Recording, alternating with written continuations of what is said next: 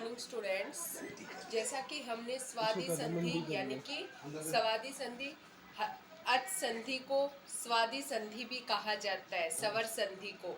तो उसके हमने मुख्य 5 भेद कर लिए थे। आपको अच्छे से पहचान भी हो गई होगी। और जो आपको प्रैक्टिस के लिए अन्य उदाहरण दिए थे वो भी आपने करके जरूर देखे होंगे। और आज हम करेंगे पर रूप संधि। जैसा कि नाम से ही प्रतीत हो रहा है, पर रूप, पर यानी कि दूसरे पद को हमने पर कहा था। तो क्या कि दूसरे पद के समान हो जाए, दूसरे पद के समान जिसका रूप हो जाए उसे क्या कहा जाता है? पर रूप संधि। ठीक है, तो देखो इसकी परिभाषा क्या होएगी। जब आकारांत उपसर्ग के बाद, उपसर्ग कैसा हो? आकारांत, जिसके अंत में ए हो। संस्कृत में 22 उपसर्ग होते हैं बेटा। संस्कृत में उपसर्गों की संख्या कितनी है? 22 है। तो वो आप उपसर्ग के टॉपिक में कर ले। और फिर आपको ये पता होना चाहिए कि उपसर्ग क्या होते हैं। तो उपसर्ग किसे कहते हैं? वो शब्दांश, पूरे शब्द नहीं होते हैं, वो शब्दांश होते हैं उपसर्ग। ठीक है ना, शब्द का कुछ हिस्सा। ठीक है, वे शब्दांश जो मूल शब्द से पहले लगकर उनके अर्थ में परिवर्तन ला देते हैं उन्हें क्या कहा जाता है? उपसर्ग कहा जाता है।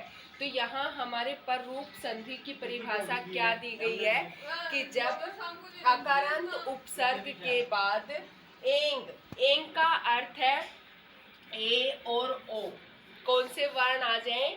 ए ओ हो तो पूर्व रूप के स्थान पर वृद्धि का निषेध होकर, क्योंकि नहीं तो वृद्धि संधि में भी क्या होता है? यही होता है कि पहले पद का अंतिम वर्ण ए या आ हो और दूसरे पद का प्रथम वर्ण ए आई ओ औ हो, तो वहां क्या हो जाता है? वृद्धि आदेश हो जाता है। लेकिन जहां उपसर्ग होगा, आकारांत उपसर्ग होगा ना, वो वृद्धि संधि का निषेध करके क्या करेगा? पर रूप संधि करेगा। ठीक है, जैसे उदाहरण दिया आपको, पर प्लस एजते। क्या? पर प्लस एजते। तो अब कहा था कि पर रूप हो जाएगा, तो पर रूप ए का पर रूप पहले जैसा ही, मतलब दूसरे पद जैसा ही, जब इसका संयोग किया तो क्या बन गया? प्रेजते। उपोस्ति, उप प्लस उप प्लस ओस्ति, उपोस्ति, पर रूप जैसा हो जाएगा ये। तो वैसे ही यहाँ वृद्धि ना होकर के इसको क्या रह जाएगा? उपोस्ति को ओ रह जाएगा, उपोस्ति। ठीक है, तो इस प्रकार से और भी उदाहरण है पर रूप संधि के। फिर है आगे पूर्व रूप संधि। पूर्व, पूर्व क्या कहते हैं? पहले को क्या कहते हैं? पूर्व कहते हैं। तो क्या? जिसका रूप पहले जैसा हो जाए उसे हम क्या कहेंगे? पूर्व रूप संधि कहेंगे।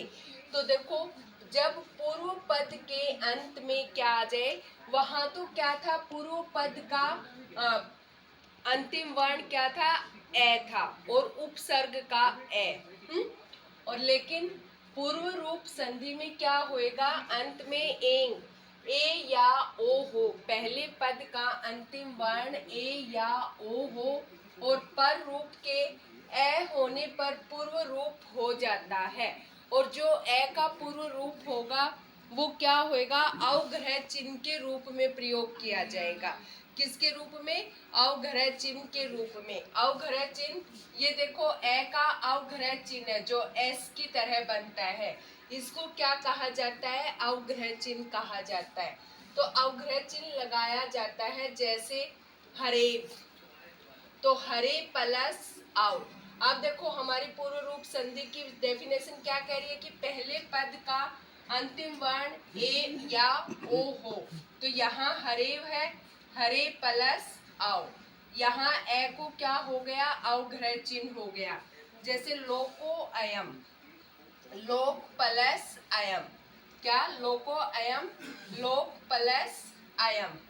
जब हम इसका क्या करेंगे? ये तो विच्छेद हो गया। जब संधि करेंगे तो ए को किसके रूप में प्रयोग कर देंगे? अवग्रह चिन्ह के रूप में प्रयोग कर देंगे और क्या बन जाएगा, लोको अयम, लोक प्लस अयम, लोको अयम। ठीक है, पूर्व रूप और पर रूप से मतलब समझ आ गया ना आपको।